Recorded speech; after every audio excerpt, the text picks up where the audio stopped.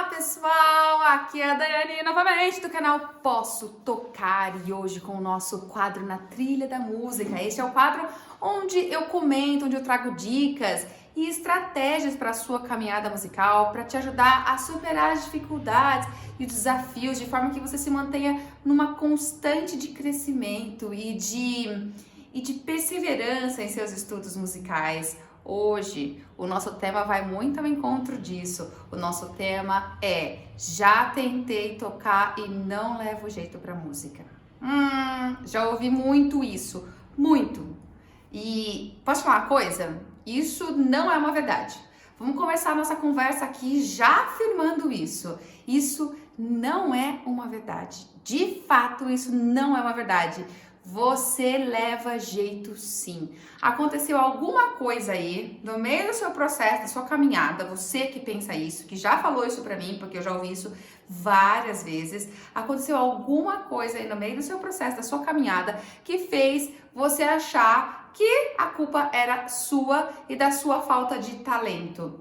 Então, vamos começar o nosso bate-papo aqui hoje, colocando como um fato isso, que todos nós temos o potencial para o aprendizado musical. Como Gardner falou, Howard Gardner, aquele psicólogo, pesquisador de Harvard, ele defendeu a tese das teorias múltiplas e das inteligências, Tia Dani, das inteligências múltiplas.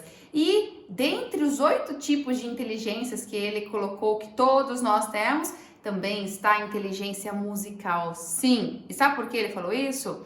Porque a música é uma arte universal, ela esteve presente, está presente em todas as culturas ao longo do mundo todo, nas mais diferentes formas de expressão e de níveis intelectuais, não importa, mas isso mostra que há ali um germe latente em todos nós dessa inteligência musical. Então isso mais uma vez fundamenta aquilo que eu falo, você tem jeito para música sim, só precisa ver o que está acontecendo ou o que aconteceu. E eu quero aqui agora dar continuidade fazendo a gente refletir sobre o quanto uma aula ruim, uma forma de condução do curso ruim pode destruir assim a sua autoconfiança e essa certeza que eu tô te falando de que você é para música sim. Sabe por quê? Porque às vezes a gente começa a fazer aula e a expectativa do nosso professor versus a nossa imaturidade se chocam. O professor quer que a gente se desenvolva, todo professor quer que a gente se desenvolva o máximo possível e ele estimula das formas como ele consegue, como ele pode, como ele sabe. Ele estimula ao máximo do jeito dele que ele consegue para que você dê os resultados, para que você aflore essa semente que está aí dentro, certo?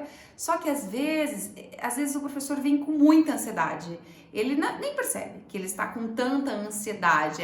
Na verdade, ele está com tanta vontade de te ver crescer que ele acaba sendo muito ansioso e talvez ele cobra muito, talvez ele não valoriza o seu esforço e aí bate também nessa questão da nossa imaturidade, porque enquanto nós somos alunos, e especialmente quando a gente está começando ainda no estudo musical, a gente não tem maturidade para refletir se é assim que eu deveria fazer ou é assado, se eu estou errando nisso ou naquilo, se é o meu professor que nesse momento está errando, que está ficando com uma expectativa muito alta, que espera muito de mim e não consegue ter a calma, assim, a calma para fazer uma coisa mais passo a passo, sabe?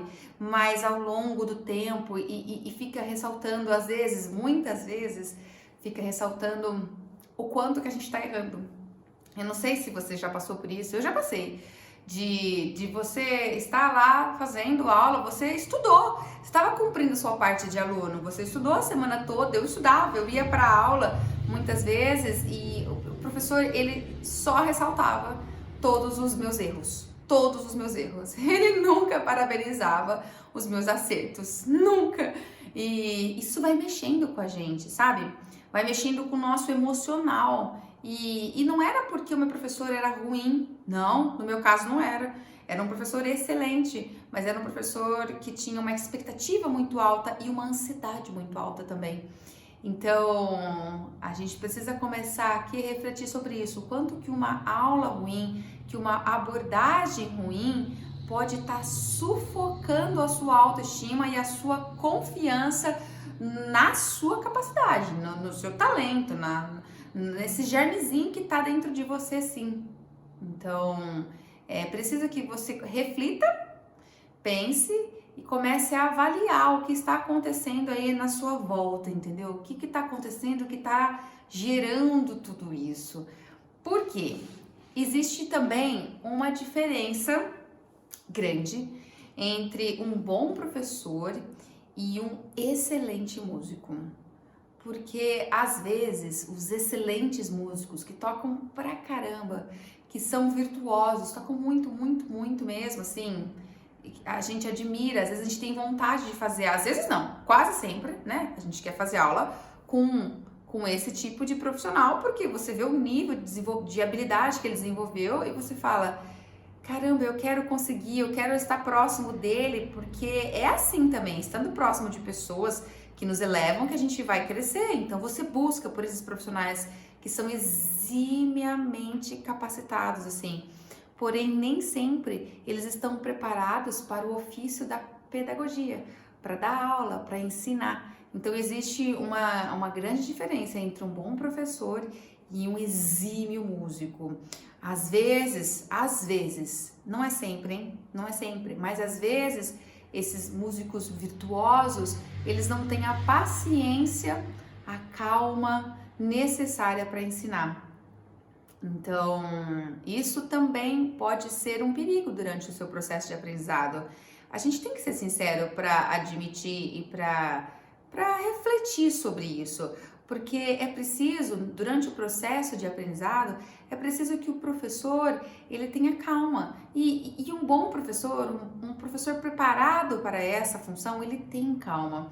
Ele enxerga a longo prazo, ele enxerga o futuro, ele sabe o que corrigir hoje com calma. E apenas poucas coisas, porque às vezes vem tanto detalhe de correção ao mesmo tempo, é tanta coisa que a gente tem que corrigir que a gente fica sufocado. E aí você começa a falar, meu Deus, não consigo tocar isso, é muita coisa para eu pensar, é muita coisa para eu fazer, meu Deus. E na verdade, faz parte do processo de construção da habilidade. Nós temos várias coisas para aprender ao mesmo tempo, é verdade. Só que o professor tem que ir conduzindo isso aos poucos. Não é tudo de uma vez, sabe? É como se a gente imaginasse uma árvore crescendo, né? E daí a gente quer que a árvore já engrosse o caule, que ela solte todos os ramos, que ela encha de folhas e já solta o fruto, tudo de uma vez. Não é assim. A gente pode querer, mas a gente vai sufocar tanto essa árvore, pode jogar tanto adubo nela para ela fazer isso, joga adubo, rega. Você faz tanta coisa porque você quer tanto que essa árvore fique frondosa logo que você acaba matando a árvore. Então, às vezes acontece isso. Às vezes há uma dificuldade dessa calma, de você saber que você corrige uma coisa por vez, você cuida de uma área por vez. Então, enquanto aluno, para você que é aluno, que está me ouvindo, que está começando a estudar música, e se você já teve essa experiência frustrante no passado alguma vez, ou se por acaso você está aí tendo agora, sabe? Reflita o que está acontecendo dentro da sua sala de aula, dentro do seu processo de estudo.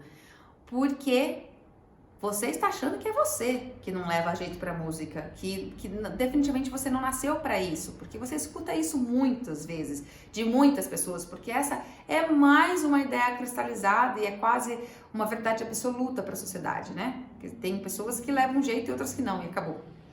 E então você começa a achar que não tá fluindo porque realmente você não nasceu para isso. Mas você tem que olhar além. E talvez você não tenha tido a oportunidade de ter esse papo com alguém. Quando eu tive as minhas frustrações, o meu processo de amadurecimento musical passou por isso também. Por essa extensa cobrança, por essa extensa expectativa, assim, e por essa pouca valorização do meu esforço. Eu passei por isso.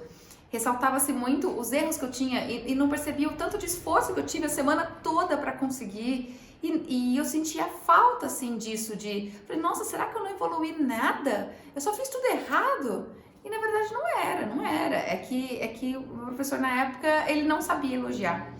Ele não sabia reconhecer o esforço que eu tive. Então, eu passei por tudo isso no meu processo de maturidade musical também e demorei para entender que estava acontecendo isso. Demorei.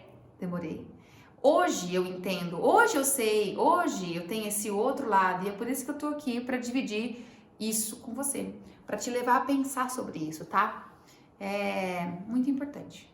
É muito importante que você repense, que você deixe de acreditar que você é um problema, tá? Que a música não é pra você, porque ela parece clichê isso na minha voz já, né? De tanto que eu falo. Mas eu vou falar, até que vai chegar uma hora que, quem sabe, eu consigo começar a cristalizar outra informação, né? Não vai ser da noite pro dia, porque essa cristalização de que há pessoas que têm talento, que têm jeito pra música, não cristalizou em um mês, nem em 2, nem em 1 ano, nem em 3. Isso já vem de séculos. Então, mas a gente tem que começar a repensar e avaliar o que tá por fora, tá? O que tá além, ok? Pensa sempre nisso.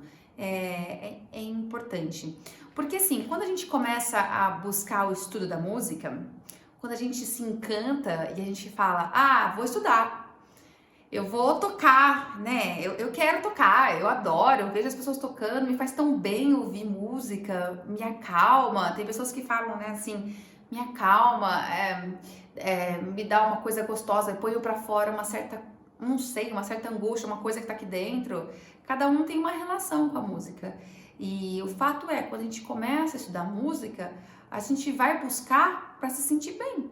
Você vai buscar o estudo musical para se sentir bem, para ter uma fonte de bem-estar, para ter uma fonte de leveza, de satisfação pessoal, sabe?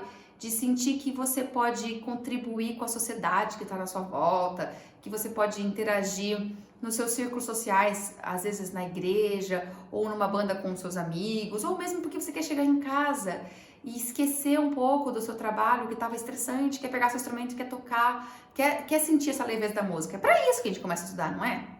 Não é para você se sentir mal com você mesmo. Não é para que isso cause a sensação de que você é péssimo. E não é para causar esse derrotismo ou essa baixa autoestima. Não é para isso. Porque também, quando a gente começa a estudar música, pouquíssimas pessoas vão procurar na música uma profissionalização. É muito raro. Eu não sei, eu acho que até hoje eu não tive oportunidade de ter contato com nenhum aluno que veio estudar comigo do zero, nunca tinha tocado. Começou a fazer aula e falou assim, olha, eu tô aqui porque eu quero ser músico, porque eu quero viver disso. É com isso que eu quero viver, eu não quero fazer mais nada na minha vida. Nunca tive. Acho que as pessoas não têm essa vontade inicial. É uma descoberta, a gente vai pra música por outros fatores. E aí, de repente, o processo é tão gostoso que a gente se descobre e não consegue imaginar fazendo outra coisa. Aí é quando, sim, as pessoas se profissionalizam na música. Mas esse é um processo, assim, de descoberta. As pessoas vão se descobrindo, então é isso que a gente busca. Por isso é importante a gente refletir em quais profissionais nós estamos depositando a nossa habilidade. Tem que buscar por bons profissionais, e bons profissionais não necessariamente são bons músicos, não necessariamente, tá? Então você tá querendo dizer pra mim, Dani, que bons professores têm que ser músico mediano, não tem que tocar muito bem? Muito pelo contrário. Um bom professor tem que ser um excelente referencial, mas ele não tem que ser um excelente referencial só de músico, de virtuosidade. Ele tem que ser um excelente referencial de musicalidade, de virtuosidade, de técnica, porque se ele não for, você também não vai ser. A gente aprende com os nossos modelos. Então você tem que ter um professor que seja um excelente músico, sim, mas ele tem que ter outras habilidades e você tem que começar a perceber e avaliar, tá bom? Tem que ter esse preparo para conduzir conduzir o aluno, conduzir a formação. A música, ela tem como foco primeiro, eu acredito que ela tem, eu concordo com o que o Suzuki falava. O Suzuki falava que a música deve vir para formar o caráter, para formar valores em nós. A música tem isso, ela nos ajuda a viver em sociedade, ela nos ajuda a trabalhar em equipe, ela nos ajuda a se autodisciplinar muito, ela nos ajuda muito a se autodisciplinar, ela nos ajuda a respeitar o outro, a respeitar a opinião, o momento, a voz do outro. Então a música vem para desenvolver o nosso caráter. Eu acredito muito nisso. E como tal, um excelente professor tem que ter esse mesmo excelente caráter, esses valores. Senão, como que ele vai conduzir isso em você? Pense nisso, tá bom? Não para você ficar julgando e emitindo opiniões e juízos de valor por aí, porque não nos cabe julgar ninguém. Todo mundo tem o seu momento, todo mundo, seja como aluno ou como professor. Veja, quando eu comecei a lecionar isso lá, vixe, jovenzinha, porque eu dou aula desde os meus, assim, de maneira mais formal, desde os meus 16 anos de idade. Eu era uma menina, uma moleca. Pensa, você acha que eu tinha alguma visão do processo pedagógico a longo prazo? Eu tinha esse conhecimento, esse direcionamento de como conduzir, quais as maneiras melhores, as mais eficientes ou não, as que eram mais ruins no começo do meu aprendizado, do meu processo de dar aula? Claro que não. Você acha que eu cometi erros? Claro que sim.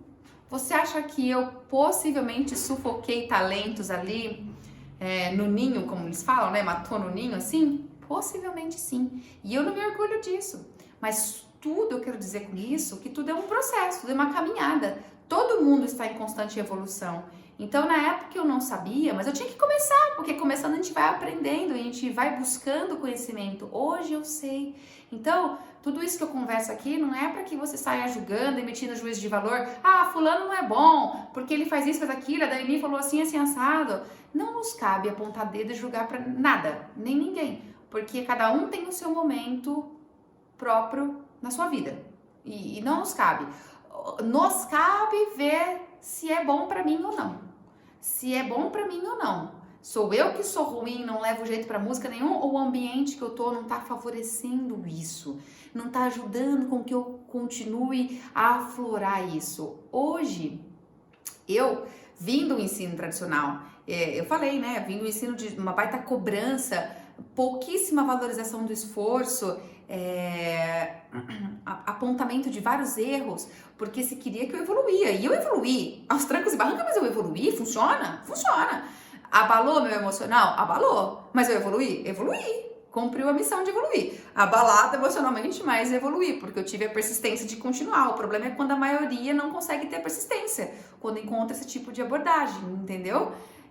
Isso é um problema. Hoje, quando eu vou dar aula, eu tenho que me controlar. Hoje eu sei que se eu tiver muita ansiedade, se eu apontar, porque quando a gente escuta um aluno tocando, nós percebemos tudo que tá de ruim, tudo que pode ser melhorado. Claro que a gente percebe, essa é a função do professor. Se o professor não perceber, então quem vai perceber? O professor tem que perceber, mas ele tem que se controlar. E hoje eu faço o exercício de me controlar. E por que eu digo que eu tenho que fazer exercício de controlar? Porque eu sou fruto de uma outra abordagem. Eu vim do ensino tradicional, então eu fui treinada durante anos, mais de 15 anos, nesse sistema. Como treinada?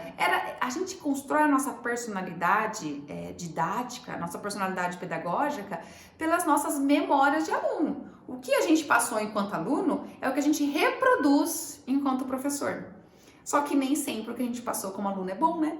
Então, às vezes a gente não percebe e começa a reproduzir o mesmo. Foi o que eu falei que eu fazia no começo, porque eu fazia as mesmas coisas. Eu cobrava demais, eu apontava todos os erros. Eu trazia várias coisas para corrigir. Corrigir isso, corrigir aquilo, corrigir aquele outro. E nem percebia. Tinha essa extrema vontade, esse extremo amor que o aluno melhorasse, mas às vezes isso sufoca, entendeu?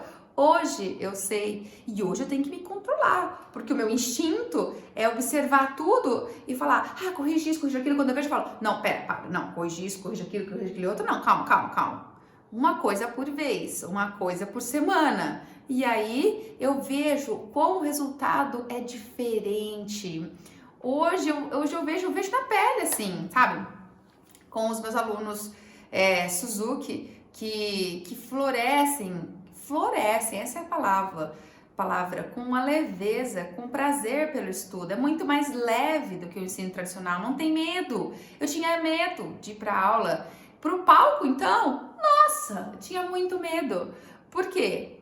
Porque eu errava tantas vezes, segundo o que eu tinha que fazer e não conseguia, né? Era tantos erros que eu tinha para corrigir toda a aula, tinha tanto erro, não se ressaltava o meu acerto, que eu fui me bloqueando. Eu tinha medo, constante medo de errar, porque sempre era erro, sempre era crítica.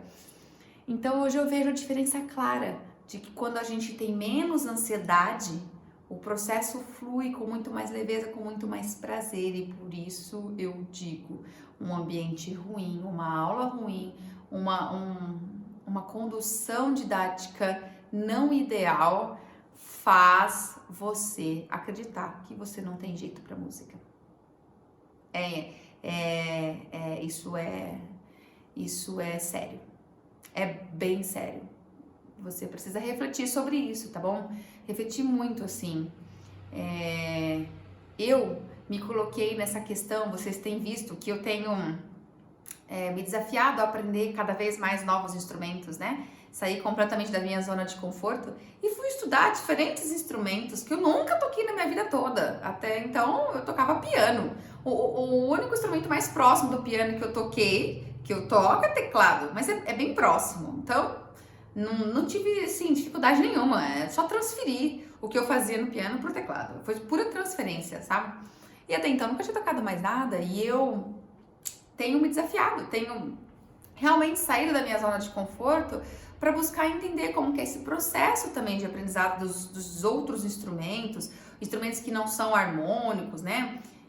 Instrumentos onde eu tenho que produzir a afinação nele, como o violino, o violoncelo, sou eu que sou responsável por gerar um som super afinado, assim como no canto, enfim. E nessa minha abordagem, nesse meu desafio pessoal, assim, eu procuro pelos meus professores e eu falo para eles, olha, eu quero fazer aula aqui nesse mês e eu quero tocar 5 músicas. E é engraçado que alguns deles olham para mim e falam, ah, tá, ok, tá bom. Não acreditam. A gente vê no olhar, eu percebo que alguns olham e falam, tá, mas em um mês, 5 músicas, não vai rolar. E eles não falam pra mim, porque alguns até são meus colegas também, então talvez eles se sentem, não sei se são um pouco acanhados, eu não sei. Não falam, mas o olhar fala. E eu paro pra refletir sobre isso, sabe por quê? Porque eles também vêm do ensino tradicional, porque eles também vêm da crença de que leva-se tempo para estudar, que tem que ver se você vai conseguir aquele instrumento. Às vezes você não consegue aquele instrumento lá você não se adapta, às vezes vai ser mais difícil para você. Então, não sei não se vai rolar não, viu? Tem que levar mais tempo. E eu escuto isso, mas na verdade eu escuto, mas é como se eu não retesse, sabe? Eu escuto com o olhar deles, mas eu procuro não me afinizar com isso, porque não me abalar com isso. E é isso que eu queria trazer para você também. Não se abale com essas crenças que estão enraizadas na sociedade. São crenças enraizadas. A gente não pode assumir como verdade também pra gente, senão você se coloca numa posição de derrotista e assume cada vez mais isso, assim, eu não consigo mesmo, não é pra mim. Foca naquilo que pra você é uma verdade. É uma verdade pra mim que eu consigo? Sim. É uma verdade pra mim que eu consigo. Eu posso conseguir o que eu quiser, desde que eu tenha disciplina, persistência, foco, direcionamento, que eu consiga direcionar meu estudo e eu consigo, sim. E vocês estão vendo, eu consigo. Daiane, você tá virtuosa em todos os instrumentos que você tá aprendendo? Não estou virtuosa. Não estava buscando a virtuosidade e sei que a virtuosidade vai além de um mês. Vai além, porque a virtuosidade envolve o topo, né? Você conquistar o topo do domínio ali, tá no ápice. Isso demora mais tempo, óbvio. Mas eu tô conseguindo tirar som? Tô. Eu tô conseguindo sentir o prazer que é pegar ali o saxofone e solar? Tô. Você consegue pegar e tocar para seus amigos, na sua família? Se você precisasse tocar na igreja, você ia tocar, Dani? Ia. Eu ia me preparar e ia tocar sim. Da forma como eu toco piano, improvisando, chegando às vezes ali, sem precisar fazer uma leitura antes, leio na hora e vai rolando? Não, porque o meu nível de domínio no piano é outro. Eu já conquistei altas habilidades no piano. Nos outros instrumentos, não. Mas se eu me preparasse, eu conseguiria tocar? Claro! Sim, sim e sim. Então a gente não precisa ficar batendo de frente com as ideias que a gente escuta, mas a gente não precisa também ficar acariciando essas ideias e ninando e cuidando elas dentro do seu coração. Não, não, não, não. Porque tem uma pesquisadora, uma professora de matemática e psicóloga, pesquisadora, que chama-se Angela Duckworth, se eu não me engano é isso, é Angela Duckworth, é isso mesmo. Ela defende que para alguém ter sucesso numa habilidade, não só numa habilidade, em qualquer área da vida que ela quer ter sucesso, que ela quer ter êxito, não precisa de talento. Mais uma que não está falando, que está corroborando com o que o Suzuki já falou lá atrás. Para ela, o que se precisa ter é uma mistura de paixão com perseverança, com dedicação, que é o que ela chamou de garra. Ela fez uma pesquisa extensa. Primeiro, ela não trabalhava como professora, ela trabalhava, enfim, eu não sei exatamente, uma iniciativa privada, numa empresa, e de repente ela deixou isso e foi dar aula. E quando ela caiu dentro da sala de aula, ela percebeu que, assim, muitos dos alunos dela que tinham uma mente brilhante, tinham alto QI, apresentavam notas baixas. E às vezes, os alunos que eram tidos como com mais dificuldade, aqueles alunos que não conseguem, eles tinham nota melhor. E aí ela foi percebendo que o que determinava ali era o esforço de cada um. E ela foi ficando cada vez mais angustiada com essa questão e ela decidiu sair da sala de aula e foi estudar. Ela foi fazer psicologia e aí ela desenvolveu uma extensa pesquisa, não só dentro do ambiente da sala de aula, não só nas escolas. Ela começou a pesquisar nos mais diversos cenários, assim, dentro da área de esportes, dentro da área de empresas. Ela foi nos mais diversos cenários justamente para cruzar dados e ver quais seriam os profissionais, quais seriam os jogadores, ou quais seriam as pessoas que naquelas áreas conseguiriam ter sucesso, conseguiriam terminar o objetivo que elas se propuseram, quais que não iam largar no meio do caminho. E o que essas tinham em comum? E elas encontraram que todas essas que chegavam no final, que cumpriam o objetivo, desde de adolescentes a adultos, enfim, todas elas que conseguiam chegar, crianças também, que conseguiam chegar, elas tinham dentro dela a ideia do trabalho duro, da perseverança, da disciplina, do foco. E muitas não eram as ditas mais talentosas. Aquelas que você olha e fala, ele tem talento. Talento, que é essa coisa que as pessoas entendem como uma predisposição. Parece que as pessoas têm uma predisposição natural para aquilo, eles chamam isso de talento, né? Esse talento, se ele não for nutrido, se ele não tiver foco, não tiver disciplina, não vai virar nada. A pessoa pula do barco no meio do caminho e desiste. Então, o que realmente leva a que nós tenhamos êxito, com que a gente consiga as coisas, é a persistência, é a disciplina, é essa paixão, é essa certeza de que não importa quanto tempo vai demorar, eu vou chegar lá, eu vou conseguir fazer. Eu só preciso trabalhar firme, fazer o que for necessário para chegar lá, direcionar minha caminhada e não desanimar, saber e persistir. Isso ela defendeu e constatou nas mais diversas áreas. Isso ela chama de garra. Então, eu me aproprio disso, porque isso vai muito ao encontro do que eu vejo também com os vários alunos que já passaram por mim. É um fato isso. É um fato. Talento não é nato. Talento é construção, é disciplina diária. Porque se você tem uma certa facilidade, o que eu vejo é isso, alguns alunos com mais facilidade, parece que eles têm que se esforçar menos para alcançar o resultado. Isso eu vejo, alunos que têm mais facilidade, outros têm menos facilidade. No entanto, eu já vi vários que têm essa facilidade e que morrem na praia. e que não conseguem desenvolver uma linda habilidade, justamente por causa disso que a psicóloga, que a pesquisadora Angela Duckworth falou. Por quê? Porque não tem garra, porque não tem persistência. Então, talento é uma construção diária. Se você não sente que você não tem facilidade, que você precisa se esforçar mais, e daí? Esforce-se. Qual é o problema? Talvez essa inteligência musical tá mais adormecida em você, como Howard Gardner falou. Talvez é isso. Eu não sei. Eu estou aqui pensando, refletindo também. Porque ele já falou, essa é uma das nossas inteligências. Nós temos inteligência musical, então talvez em alguns ela tá mais adormecida. Ela precisa ser estimulada. Você precisa estimular. Então você estimula, você tem isso, entendeu? Você tem que acreditar nisso. E como que a gente pode desenvolver a garra? Você pode pensar assim, como que eu vou desenvolver essa garra, então, para não desanimar? Sabe como? Sabendo que você pode errar, que o erro faz parte do processo. Esse é o principal. Se permitir errar, se permitir tentar errar e ter a frustração do erro. Às vezes a gente tem medo de errar, a gente não quer se arriscar, porque não quer errar. Você vai ficar se sentindo um bobo que fica errando? Pra quê?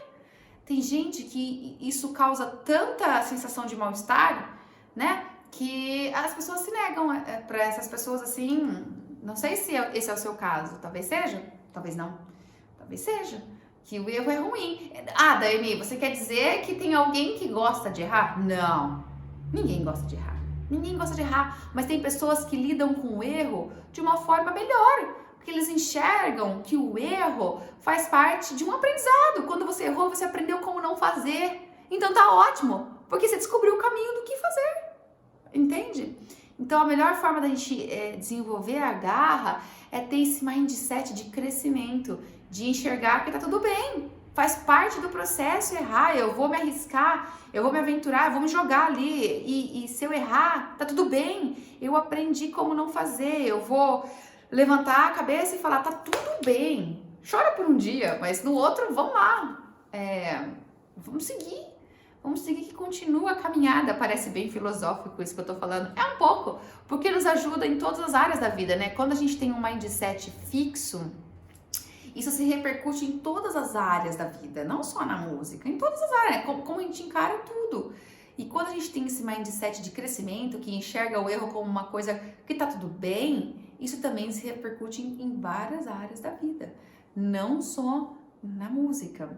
E você pode, assim, tá pensando, Daiane, e você? Qual o mindset que você tem? Olha, eu pensando e refletindo esses dias sobre isso, eu falo tanto, eu tenho lido sobre isso, eu vejo que o erro me incomoda muito. Muito. Eu não gosto de errar, eu sou perfeccionista, eu já falei. Então, o perfeccionista não admite que erra, né? Detesta quando erra, fica nervoso. Eu fico nervosa com tudo quando eu tô errando, não gosto de errar. E eu parei pra ver que isso é um mindset fixo. Porque eu tô enxergando o erro como um problema muito grande. Então eu tenho me esforçado para mudar isso. E é por isso que eu estou me aventurando em aprender vários instrumentos. É um esforço para mim.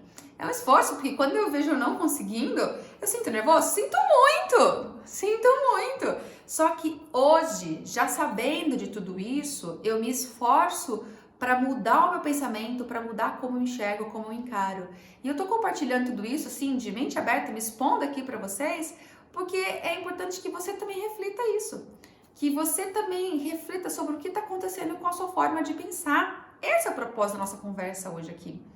Então você não pode sair daqui hoje se sentindo mais desanimado.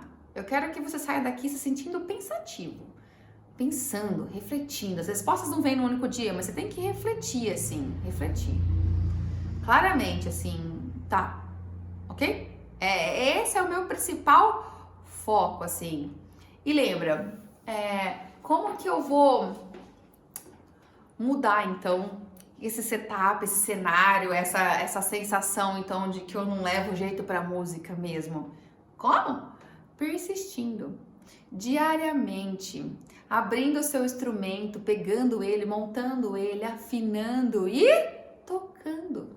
Você tem que nutrir esse seu contato com o instrumento. Uma vez eu vi uma frase e eu gostei muito e nunca mais esqueci, que é: a nossa relação com o instrumento tem que ser como um casamento ou como um namoro, é como um relacionamento entre pessoas. Veja, a gente não conhece uma pessoa e no dia seguinte a gente já tem uma baita intimidade com ela, a gente conhece tudo sobre ela, tudo mesmo, na profundidade.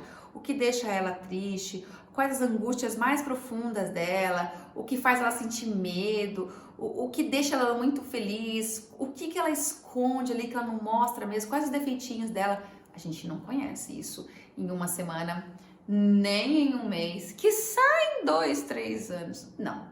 A gente precisa de tempo, de convívio, né? De contato na intimidade, no dia a dia ali. Quanto mais você tá, como dizem, dividindo as escovas, mais você vai conhecendo, né? Mais você vai ficando transparente para a pessoa que tá com você, e mais a outra pessoa também é transparente para você, mais você enxerga, vai ficando notório, não é? A nossa relação com o instrumento tem que ser exatamente assim. A gente não vai chegar no topo das habilidades ou tocando com a maior naturalidade, com a maior facilidade, assim, a gente não pensa mais nada para tocar. Não vai chegar nesse estágio se a gente não nutrir um contato diário, não ficar tendo contato diário com o instrumento, tocando diariamente. A gente cria intimidade e a palavra certa é essa, intimidade, é verdade. Eu lembro até hoje, quando eu comecei a fazer aula de ukulele, gente, eu não conseguia segurar o ukulele, era uma briga, a gente brigava, eu e o ukulele, toda hora ele ficava caindo. Eu não encontrava posição se eu fazia assim, se eu cruzava a perna assim, eu tentava ficar segurando ele, e ele é muito pequenininho, o meu ukulele é um ukulele soprano, e não parava. E eu via que o professor segurava o ukulele dele com tanta naturalidade, e eu sofrendo com uma coisa tão boba, que é a posição do ukulele. Em vez de eu estar sofrendo ali como é que faz a batida, né, como é que faz os shapes, não, eu tô sofrendo em segurar. Daí isso começou a me dar nervoso, né, lógico. E aí eu falei, não, eu vou nutrir isso aqui. Eu vou persistir, eu vou nutrir, a gente vai parar de brigar, a gente vai parar. Vai chegar uma hora que eu e esse ukulele vamos parar de brigar. E aí eu fui, comprei minha correia para tentar ver se melhorava. Chegou a correia, eu ainda estranhava, não dava. Foi de uma hora para outra que eu parei de sentir essa sensação de briga com o ukulele, de ficar nervosa com ele? Não, não foi. Mas eu parei. Sumiu, gente. Sumiu. E agora, atualmente, eu estou em briga com as pestanas. Tudo bem, vai sumir conforme eu nutrir o meu contato diário, entendeu? Você tem que nutrir o seu contato diário com o seu instrumento. É ali que você mantém a sua perseverança, a sua disciplina, o seu foco, a sua garra, sabendo que vai errar, vai ter problema, vai estar nervoso, mas tudo bem, faz parte do processo, você está aprendendo ainda a se adaptar e a curtir o seu instrumento. Não pode desanimar no começo, não faz sentido, faz parte do processo, entendeu? Faz parte do processo. Lembra sempre disso, você tem que traçar uma rotina de estudo, ter paciência e colocar amor no que você está fazendo. Esse é o principal, tá? E lembra, a música é para você sim. É para qualquer um que queira. Disse isso, repito e repetirei. A música é para todos nós. Está em todos nós. É preciso que a gente queira fazer o que é necessário para chegar lá, para usufruir tudo que ela tem de bom e de positivo para nos passar e para que a gente possa passar para os outros depois, através dela. Tá bom? Então, esse é o nosso bate-papo aqui. Eu espero que vocês tenham gostado e que saiam daqui pensativos. Bastante pensativos. E se você quer que alguém também comece a pensar sobre tudo isso, marque esse alguém aí nos comentários, compartilha, esparrama esse vídeo, leva para mais pessoas poderem também crescer com tudo isso, tá bom? Porque esse é um dos objetivos do nosso estudo musical, né? Que a gente possa florescer através da música, né? Contribuir para um mundo melhor. É poético isso, mas é verdade, tá bom? E se você quiser compartilhar alguma experiência sua, eu compartilhei várias coisas minhas aqui com vocês. Se vocês quiserem compartilhar, não hesitem. Eu gosto muito de conhecer as histórias de vocês e ver o que acontece, o que já aconteceu de bom ou de ruim ou não, enfim. É legal que a gente compartilhe isso. A história de um, a experiência, a vivência de um, de repente é a dor que o outro tá passando nesse momento. Então socorre, ajuda a socorrer, tá bom? Então, deixa tudo aí embaixo. E a gente se encontra nos próximos vídeos, hein? Até lá!